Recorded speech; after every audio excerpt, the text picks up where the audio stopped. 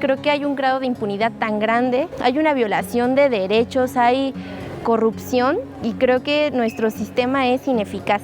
La gente no tiene fe en su sistema. Un sistema de carácter inquisitivo agotado, en el que se abusaba de la prisión preventiva, en la que se abusaba también del principio de presunción de culpabilidad. Se dejó a un lado el tema de las víctimas. Lo que menos importaba era resarcir a las víctimas. ¿Qué pasaba con su patrimonio, con su daño psicológico, con su daño personal o físico? El 92% de todos los delitos en México no son denunciados. Del 8% que sí son denunciados, no pasa nada cuando se presenta la denuncia, es decir, el Ministerio Público simplemente no hace nada, le toma la denuncia a la víctima y archiva el caso. No hay supervisión, no hay evaluación del trabajo de cada uno de los operadores, es decir, no se evalúa a la policía, no se evalúa a los peritos, no hay evaluación para los ministerios públicos, no existe evaluación para los jueces. Estábamos en realidad siendo juzgados no por los jueces, sino por el Ministerio Público. Y el Ministerio Público cometía muchas violaciones en el camino para lograr acreditar la responsabilidad, inclusive antes de que el juicio empezara, porque sabía que lo que él había actuado antes sería tomado en cuenta por el juez.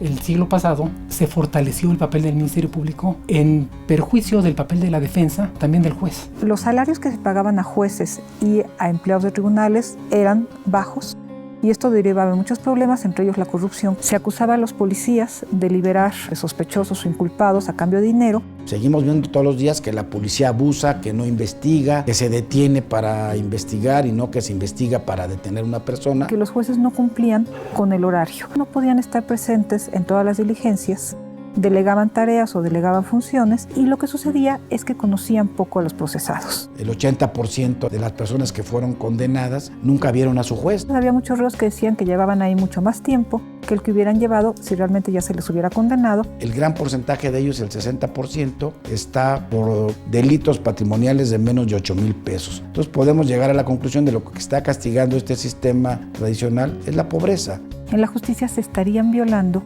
muchas de las garantías procesales. Por una parte, la utilización de la fuerza para obtener confesiones. Por otra parte, esta ampliación de los plazos procesales marcados por la Constitución. Los derechos humanos han marcado todo un contexto y han generado a nivel internacional muchos convenios. Entre esos convenios, México ha suscrito uno muy importante como es el Pacto de San José en el año 69, que da lugar a la Corte Interamericana de Derechos Humanos. Una parte fundamental de ese tratado es el reconocer el debido proceso penal como un derecho humano. Un país cuyo proceso penal no cumple con estándares de ese tipo de convenciones internacionales es un país en el que el proceso penal no es un modelo acorde con un Estado de Derecho democrático. Lo que teníamos era lo que ya estaba colapsado y que no servía. Necesitamos un sistema que sea ágil, versátil, justo. Porque lo que las víctimas buscamos indudablemente es justicia. Para tener justicia necesitamos 3 elementos. Necesitamos una acusación, necesitamos una defensa y necesitamos un juez. Estos 3 elementos debieran estar en equilibrio, porque si no hay una buena acusación, pues no hay justicia, puede haber impunidad, los delitos no se ventilan, no se procesan.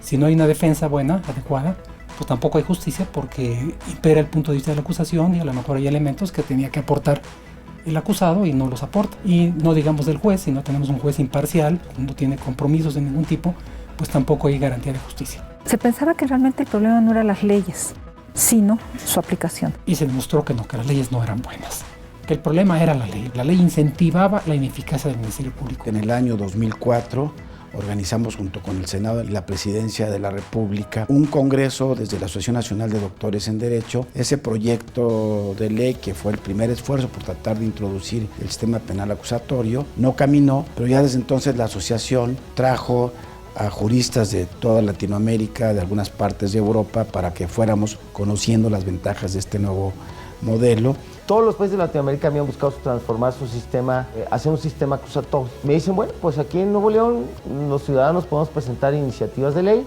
Dicen, elabórate una iniciativa de código. En el 2004 se concretiza una reforma, digamos, relativamente parcial, que básicamente su gran mérito es que introdujo los juicios orales. Y luego viene Chihuahua, y Chihuahua avanza muy rápido.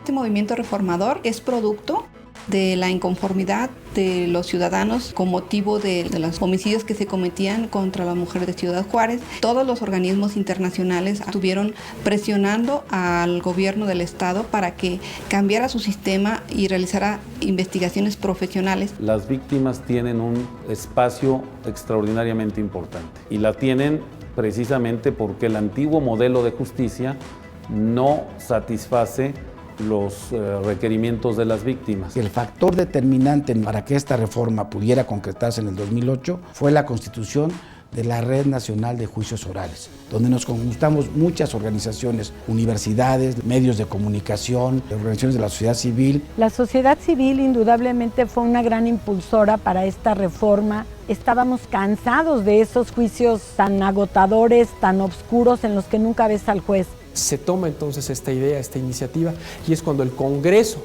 lo toma y dice tenemos que hacer algo, y entonces es cuando se promulga una reforma constitucional en materia penal. La reforma trata de la manera en cómo se pueden prevenir los delitos. Se refiere también a la manera de investigar los delitos, es decir, a la tarea de los ministerios públicos, de los peritos. La reforma incorpora provisiones también, que es por lo que se le conoce coloquialmente como la reforma de los juicios orales, alrededor de la manera en que se van a llevar a cabo los procesos judiciales, que cambia radicalmente. Se refiere también a la ejecución de la pena.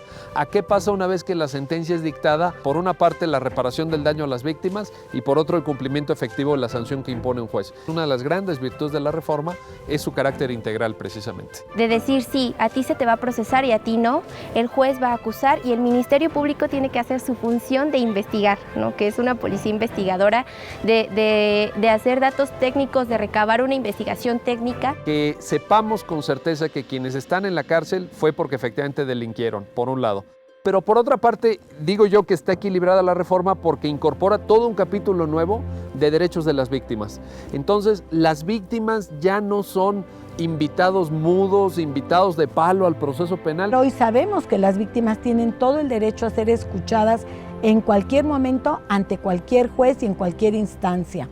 Tienen la obligación ahora los jueces de llamar como terceros perjudicados a las víctimas. Antes no lo teníamos. Y lo más importante, hoy de viva voz pueden ser escuchados y pueden ser atendidas sus demandas. Y las víctimas tienen derecho a la justicia y tienen derecho a la verdad. Lo ha dicho la Corte Europea y la Corte Interamericana de Derechos Humanos. Lo que pretende el sistema es que la sociedad, cuando se vea involucrada en un conflicto de tipo penal, tenga diferentes alternativas. Una de ellas, la negociación, la mediación, resolviendo problemas de manera anticipada. Y otra, de ser el caso ante los jueces, pues de manera abierta a la sociedad.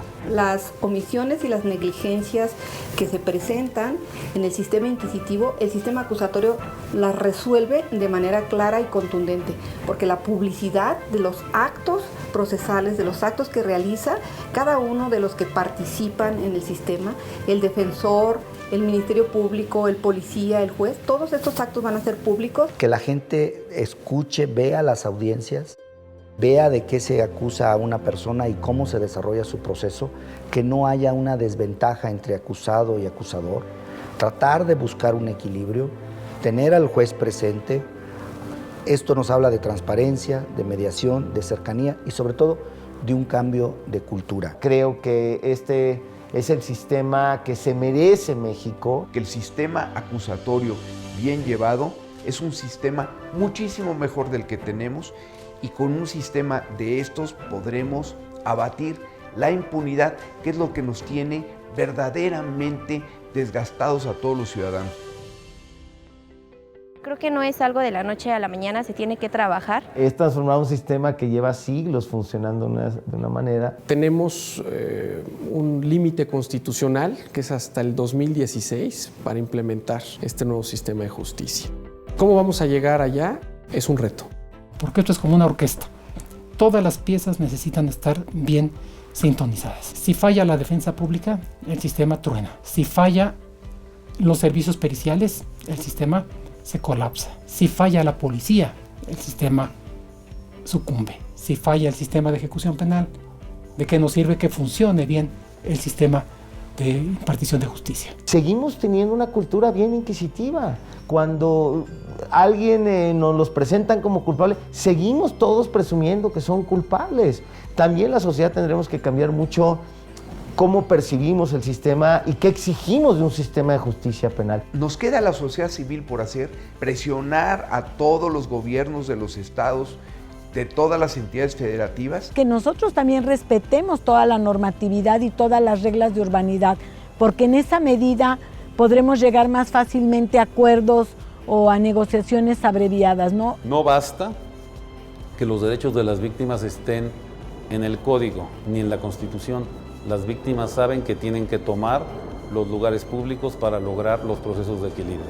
Y están en la plaza y llegaron para quedarse. El gran reto son los jóvenes para que esto trascienda y permanezca. La otra parte es esta unión entre sociedad y autoridad por un bien común. Un gran ejemplo de esto ha sido el trabajo que se ha llevado en el Código Nacional, impulsado por la sociedad civil, pero después fue tomado en una discusión por el Senado, por la Procuraduría, por la CETEC, por diputados, por autoridades, y juntos, con muchas otras organizaciones sociales, académicos y especialistas, pudimos llegar a una gran discusión. Por primera vez en la historia de este país, en una materia, tenemos un código nacional, un código único. Este es un gran avance, que podamos tener las mismas reglas procesales para que los juicios penales locales y federales en todo el país sean únicamente bajo una metodología. Este código precisamente es el gran acelerador para que se pueda ir implementando el nuevo sistema de justicia penal acusatorio. Pero viene lo más complicado, que es cómo logramos que eso que dice el código, ese espíritu del código, esa transformación, se lleve al día a día. Las buenas prácticas en otras partes del país, las buenas prácticas a nivel mundial, a nivel Latinoamérica, y nuestra experiencia, nuestros estudios, nuestros análisis nos dicen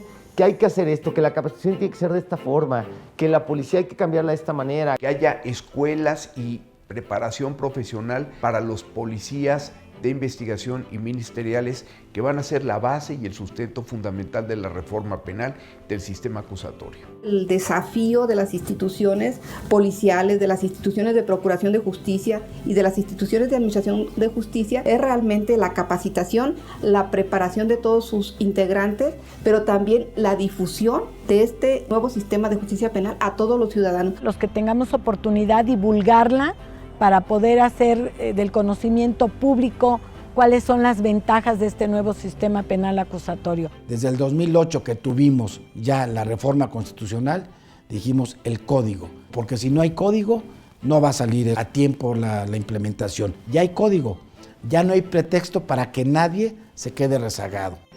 El nuevo sistema de justicia penal beneficia directamente a todos los ciudadanos, a todos los mexicanos, pero sobre todo creo que tendremos justicia, que eso es lo más importante en nuestro país. Y beneficia también a los funcionarios honestos. La reforma va a ser la mejor aliada para que estén blindados esos funcionarios frente a tentaciones de corrupción, frente a presiones indebidas de abogados o incluso de sus superiores. Va a salir adelante, porque además va a salir adelante.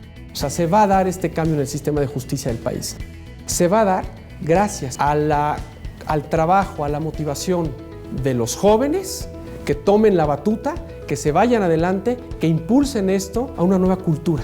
A todas las autoridades locales y federales que están involucradas en este proceso, a que se pongan las pilas y a que verdaderamente, en beneficio de la sociedad mexicana, que son ellos mismos, implementen bien este sistema. Porque al final de cuentas las autoridades, antes y después, son ciudadanos. Me satisface mucho recientemente ir a Mexicali, precisamente en Baja California. Los ministerios públicos los veo atendiendo a los ciudadanos de una forma expedita, todos ministerios públicos muy jóvenes, atentos, y también tuve la oportunidad de presenciar algunos juicios orales en donde la víctima, el ciudadano que ha sido victimizado, tiene la oportunidad de poder intervenir en el juicio. Yo creo en el sistema acusatorio, le apuesto todo al sistema acusatorio. La sociedad civil optó por modernizar su sistema de justicia. Con esta reforma demostró la vocación por la legalidad, porque la Constitución y las leyes son la respuesta de la civilización humana frente a la barbarie, de la civilización humana frente a la violencia desnuda. Debemos poner sobre la mesa y ante las autoridades, empezando por el presidente, por todos los secretarios, por los gobernadores, que esta reforma ya nadie la para. La demanda ciudadana ahora es ley. Nuevo sistema de justicia penal. Una transformación conjunta que genera confianza.